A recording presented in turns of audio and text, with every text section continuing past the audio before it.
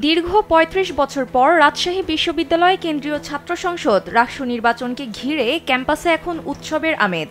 সকাল থেকে রাত পর্যন্ত জমজমাট প্রচারণায় মুখর প্রতিটি একাডেমিক ভবন, আবাসিক হল ও আড্ডাস্থল। প্রার্থীরা দল বেঁধে শিক্ষার্থীদের সঙ্গে কুশল বিনিময় করছেন, হাতে ধরিয়ে দিচ্ছেন লিফলেট ও হ্যান্ডবিল। নির্বাচনে এবার বাম সংগঠনগুলোর একটা বড় অংশই এসেছে এক ছাতার নিচে, ঘোষণা করেছে পূর্ণাঙ্গ প্যানেল।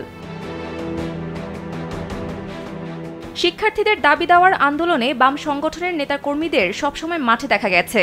বিভিন্ন জাতীয় ইস্যুতেও তারা তৎপর থেকেছেন।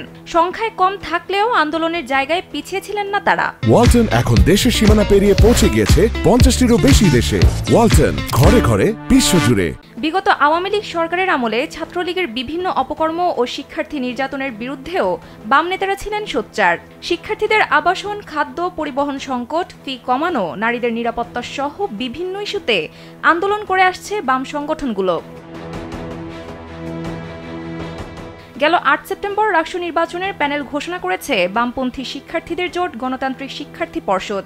রাকসুর ২৩ পদের বিপরীতে ১৬টিতে প্রার্থী দিয়েছে বাম সংগঠনগুলোর মোর্চা গণতান্ত্রিক ছাত্র জোট। তারা যে প্যানেল দিয়েছে তাতে জায়গা পেয়েছেন মূলত জোটে থাকা সংগঠনগুলোর শীর্ষ নেতারাই। এতে নারী আছেন মাত্র একজন। ক্ষুদ্র জাতিগোষ্ঠীর দুজনকে প্রার্থী করা হয়েছে।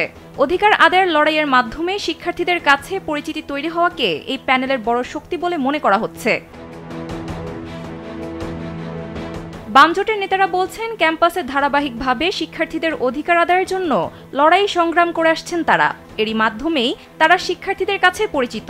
বামদের প্যানেলের ভিপি প্রার্থী ছাত্র ফ্রন্টের আহ্বায়ক ফুয়াদ রাতুল গণমাধ্যমকে জানান, শিক্ষার্থীদের পক্ষে আন্দোলনকারী হিসেবেই ক্যাম্পাসে পরিচিত তারা।